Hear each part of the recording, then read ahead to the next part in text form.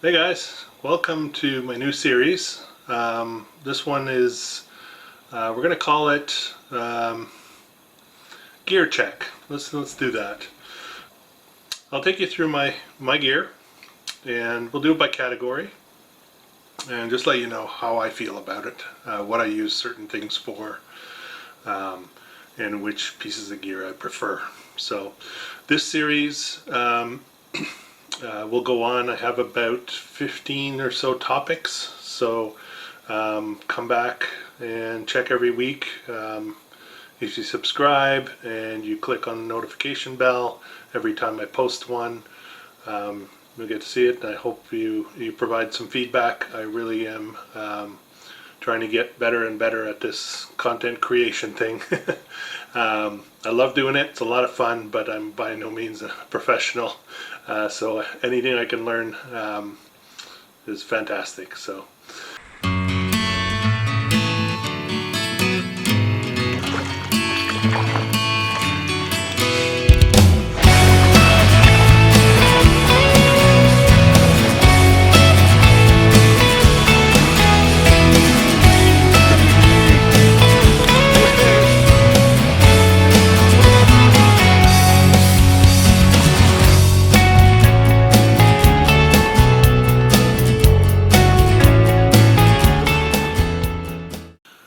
Okay, so we're going to start with tools. Pretty straightforward. It's something that pretty much everybody brings to the backcountry with them. Just to kind of give you a sense from where I'm coming from. Most of my backcountry travel is by boat, by kayak or canoe, and I do a little bit of backpacking, but mostly it's water travel. So so you'll probably see that my gear is a little bit more oriented towards that. So, all right, so first thing, I mean, everybody, when you start talking about tools, the three big ones: knives, saws, and axes. That's the first thing that a lot of people think of. I don't use axes much, so I'm probably not going to get into that too much. I don't feel a need for them that much. I'll bring a very large axe for winter, for splitting big wood, when you need a lot of wood, but otherwise I really don't carry an axe. So we'll cover that a little bit, but that's not a big part of what I'm doing here today. So let's go with knives. Everybody's got a preference. Everybody feels they need a good knife for the backcountry. Serves many purposes. Probably the most useful tool that you have, and they come in all shapes, sizes, prices. Oh my goodness, the prices can just go crazy. So I'll start with what I have. First thing I'll start with is one of my favorite things, and that is a neck knife. I carry this and I wear this almost 100% of the time while I'm out.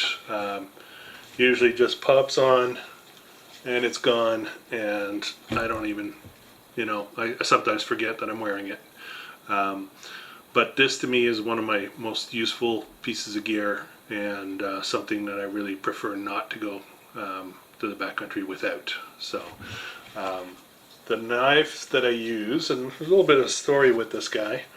Knife that I use is from, I forget what the acronym is, CRKT. I'll have to look that up. Maybe I'll just pop that up there or there somewhere.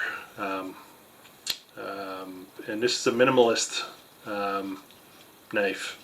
It's very small. Comes with a nice case, and it's got a handle, small little lanyard, so that big hands like mine can grab on properly. And this I use for all kinds of things, including this is my main eating knife when I'm eating something that requires cutting. But I use it for many things. Extremely useful. It is a minimalist. Oh, what does it say? Foltz Design Minimalist. So, funny story about this knife. I lost it, and I really missed it. And so I decided to try to find another one. I had a really hard time finding one.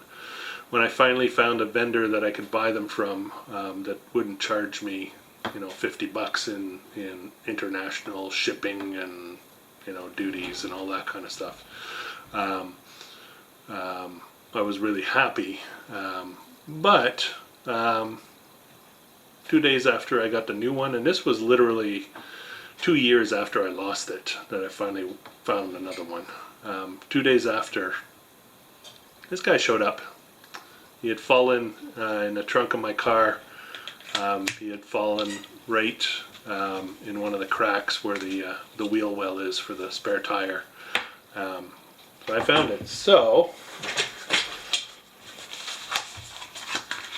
I now have 2 of them. However, they're a bit different. Let me just unwrap this. This is the original one, the original profile for it. I don't know if you can see that very well. The other one, same company. This one is also minimalist, but the blade profile is different. I don't know if you can see that very well. It's a little bit different. So either one's fine. Both have the same grip. Both have the same little lanyard. And now I'm like a ninja or something. I don't know. So love this. Always carry one. And now I got a spare. So, all right. So that's a little tool that I always. So that's a little tool that I always like to bring. Next are, I guess, what you could call real knives. I have the standard, a lot of people talk about these Mora knives. This is the heavy duty companion, if I'm not mistaken. Let's see if I can see that. Yeah, heavy duty companion. It's not the high end one. It's not the Garber, I think it is. But this one works fine. It's light. It's very durable. I beat this thing up like crazy. I baton stuff that I shouldn't have. Love this thing, and it's the nice thing about it is reasonably light. So you can pack this, even for backpacking. This is a good option. The only time I will bring this is if I feel that I'm going to need the baton. If I'm in a scenario where I don't, there's not going to be a lot of fires or anything like that, particularly midsummer travel, I won't bring a knife this size at all. But it's good to have. Now my nicest knife, which is one I don't bring with me a lot because it's heavy. So this is something I picked up at a pawn shop, actually. I ran into it. Somebody spotted it there and let me know about it. And I ran over and picked it up because it was a really good deal. It's got a big sheath. This is an EC Laser Strike LS, ESEE-LS. This is a bushcraft knife. This is a very strong, very sturdy, great grip, and it's got a couple of survival things with it. If you look at the sheath, it comes with a lanyard on the end with a little washer here. So what's the washer for? The scales on the knife have 2 screws. If you open that up, inside there is a mini ferro rod and some wax, cotton balls, and a little bit of Actually, I'm not quite sure what it is, but it's like a little fibery material that I guess burns well. And it also, another neat feature of this knife is that it includes a divot in the handle that acts as a bearing block if you're having to do a bow drill fire, and it works really well. I've tried it. It doesn't wear down. It's very solid. So this is I consider this a bushcraft knife. I almost never bring this, but I'm glad I have it. It's very useful. So the next thing that I bring that I feel is one of my most important pieces of gear, and often I will go with my neck knife and this, and that is my Leatherman. It's a Leatherman Surge, and here, let me get that right in there. Leatherman Surge. This is fantastic. I find this so useful. It's got a lot of good tools on it. It could help me in a survival scenario where it doesn't have a great knife. It doesn't have a great, there's a little saw on here. It's not a great saw. But in a survival scenario, in a scenario where you get separated from the rest of your gear, having this on your belt is absolute gold, in my opinion. You know, really, it's a good pair of pliers. Get those fish hooks out. It comes with a good blade. I wouldn't baton with it, but otherwise it's a very, very strong blade.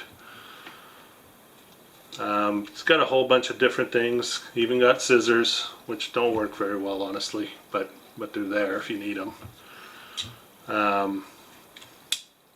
It's got a serrated blade, which, yeah, don't use it too much, but it probably has some good applications for it. And what else has it got on here? And a small saw. You know, that's pretty small. You know, you could argue that any stick that this could cut, you could probably just snap in half anyway. But there are probably some applications where you might want to be careful and saw cleanly, especially if you're trying to build something that needs nice clean cuts and not, you know, jaggedy kind of things. So this comes with me almost all the time.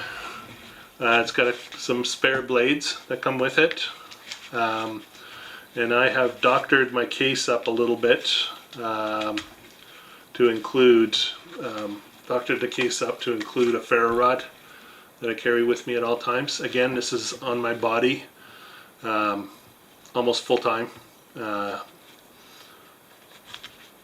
I do worry that an event could happen where I get separated from my gear, and having this for me, I have some bushcraft knowledge. I can build a shelter. I can build all the things that I need. I know how to bow drill. So just having this would be, you know, gold as far as I'm concerned to have with me at all times. So this is heavy though. This is not light. It's very, very solid and very heavy, but I won't go without it. All right, what else we got here? Another knife that I bring sometimes if I know that we're going to have a lot of camp time. We're just going to be sitting around the fire, relaxing. Just one of those types of trips where you're not trudging away too much. A spoon knife. So I will sometimes bring this with me, and you know, it's very good for, you know, fiddling and whittling and making spoons. Yeah. And then it comes to saws. Saws for me, they're useful. I think I want one most of the time, but I don't think they're an absolute necessity either, especially in the warmer months. But it's good to have one, so I always try to bring one. Um, I'll start with the one that I find cuts the best, and this is kind of silly, but this is a Coghlan's. I think it was $9 or something, or maybe $12 or something at Canadian Tire. It's cheap. It doesn't give you a lot of confidence. But man, can it rip through wood. I don't know what the deal is. The blade is very flexy. So, you know, for longevity purposes, I don't think I would want to depend on this. But it can really cut. It's kind of surprising. It's fairly small, fairly light. It's a plastic handle. Again, could break pretty easily. So if I'm going ultra light and I really, really want to saw, this is what I bring. I have another one, Fiskars, bigger.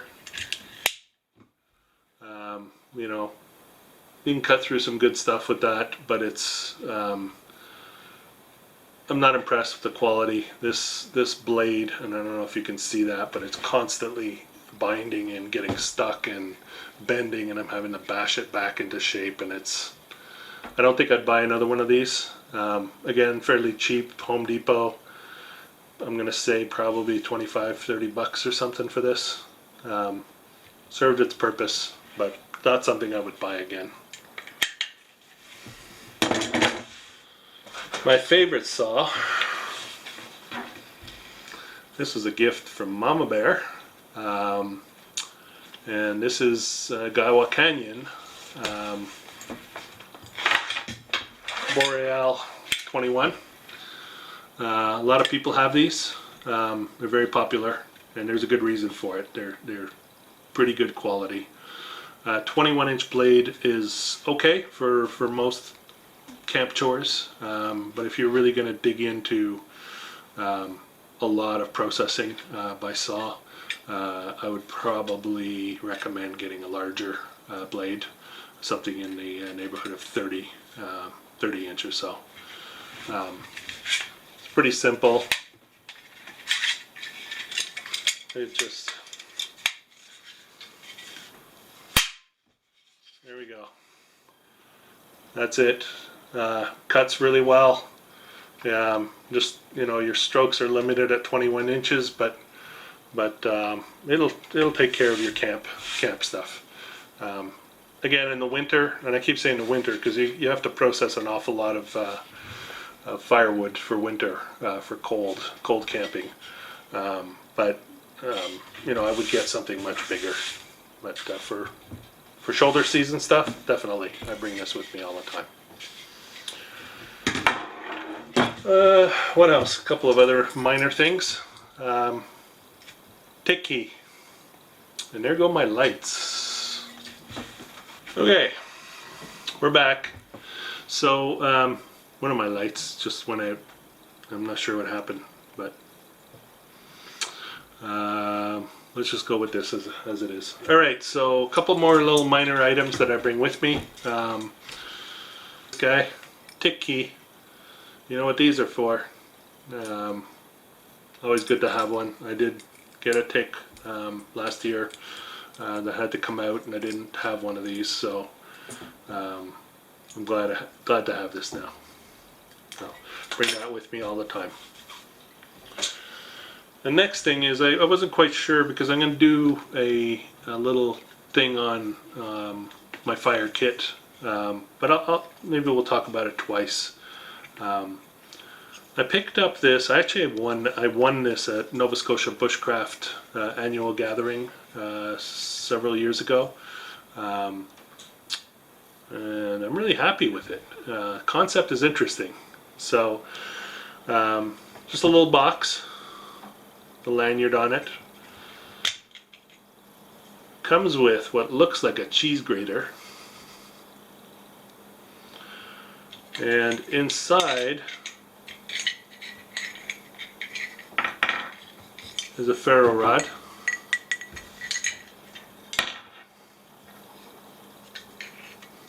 And a blade. And I honestly don't know what this is so much for, but I guess it's good to have. But the real value of this thing, because the ferro rod's kind of small, and the knife thing, I'm not quite sure what you're supposed to do with that. But the beauty of this thing is that you turn your cheese grater upside down.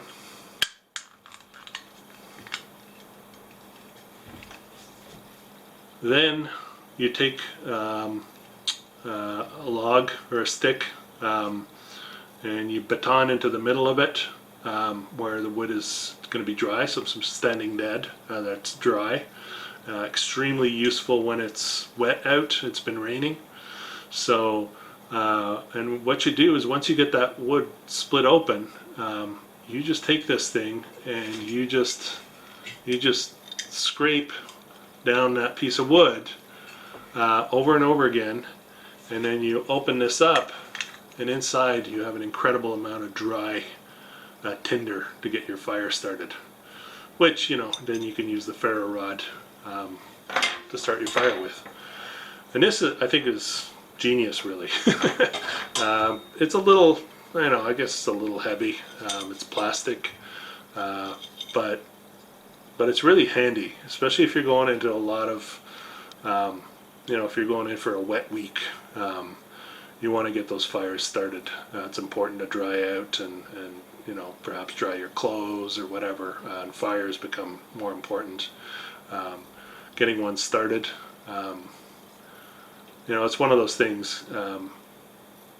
The more you need the fire, often is because it's going to be a time where it's going to be the most difficult to start a fire. So, in that cold, wet weather, if you've been dunked out of your canoe or whatever, all your stuff's wet, you're shivering, you want to get something going very quickly. You don't really have time to make a bow drill set because all your other stuff is wet or you lost it. But with this, you get dry tinder for your fire anytime, anywhere. I think this thing is really cool. So this is made by Smith's. I honestly don't know what the name of this is, but check it out. It's a bit of a toy to a certain degree, but it's I could see how this would be really useful. So that's really my tools. You could dig into a lot of other stuff that I have that you could consider it tools, but in this case, this is just the most common stuff: the knives, the saws. I have a series of axes. I have a large axe. I have a couple of small hand axes, and I have about a 20-inch or something. Really nice axe, but that 20-inch to me is the dangerous one. I don't like axe. I don't like using an axe unless I have to. I've seen people get injured with them. It's not pretty, and if I don't need it, I'm not going to use it. So, there's certain things I love to use that I'll jump at, but an axe is not one of them. So, but I've done some training, taken some courses, not courses, but like seminars at outdoor gatherings, bushcraft gatherings, and things like that. Talk about axe safety, axe handling, and how to take care of them. But they're still not my favorite thing. So that's about it. That's those are the tools that I use, and I hope some of this was informational for you.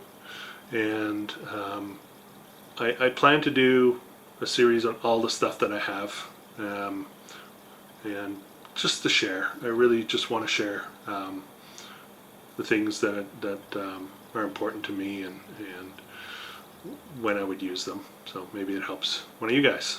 So if you got any feedback or comments about this stuff, please put them down below, and I'll do my best to respond. And